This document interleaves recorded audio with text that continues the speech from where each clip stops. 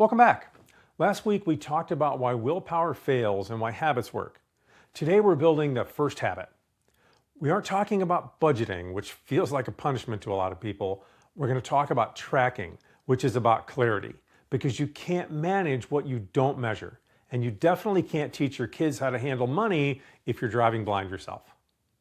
By the end of this video, you'll have a simple 15-minute weekly system that tells you exactly where you stand so you can stop guessing and start building. Let's start with the end in mind.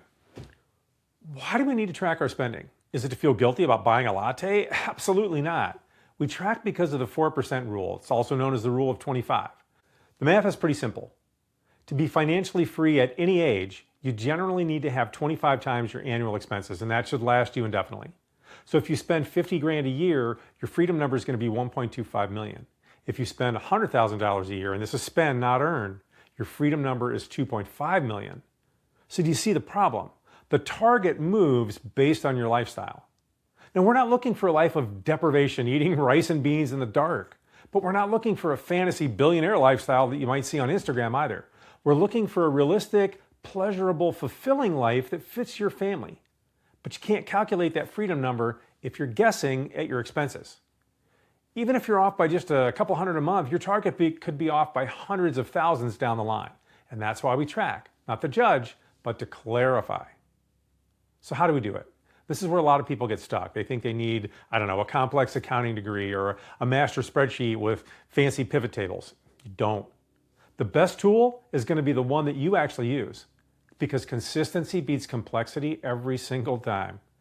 Maybe for you it's an app like Monarch Money or Quick and Simplify or Rocket Money that links to your bank accounts automatically. Man, that's low friction because the data is pulled for you.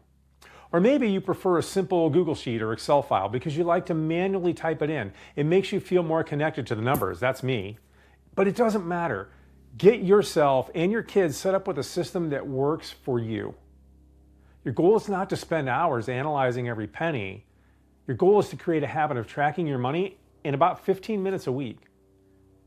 So if we remember what we talked about last week and what we learned from Wendy Wood and Daniel Kahneman, if you rely on willpower to remember to check your finances, you're likely to fail.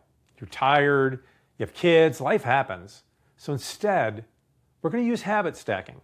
We need to pair this new habit, the tracking, with an old habit that you already enjoy. So for me, it's Saturday mornings. House is quiet. I've got my coffee. I'm about to have a Biscoff cookie. Man, I love that time. So I stack the habit.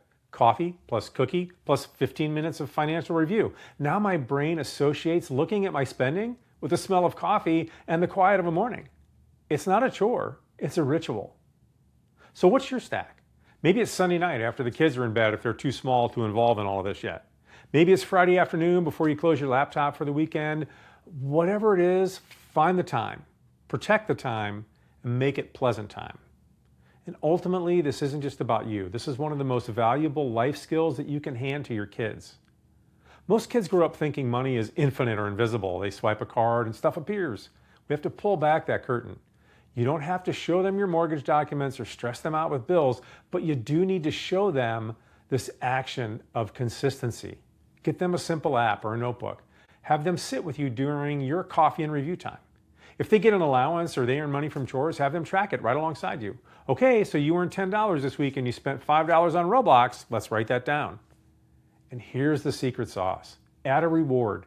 If you're doing a family finance meeting, so Financial Fridays or Money Mondays, make sure it's followed immediately by something fun. Pizza night, movie time, a trip to the park. Wire their brains to understand. When we manage our money well, we get to enjoy our lives. And that's a lesson that'll stick with them for life. So here's a mission for this week. Don't worry about cutting costs yet, and don't stress about your portfolio. Just get started creating this habit stack. So step one, pick your tool, an app, a spreadsheet, a notebook, whatever works for you, but decide today. Step two, pick your time. When is your 15-minute appointment with your wealth? Put it on your calendar. Step three, pick your stack. What reward or existing habit are you going to pair this with? Just get that data flowing, because next week we're going to take that data and we're going to answer the biggest question of all. What is this money actually for? We're going to look at goal setting, and not the boring kind, but the kind that actually excites you. But we can't get there until we know where we're starting. And this is the work of a quiet hero. It's not flashy. No one's going to applaud you for updating a spreadsheet on a Saturday morning. But this is how freedom is built, one habit, 1 week at a time. I'm Dominic DeLaquil. Start tracking, stay consistent.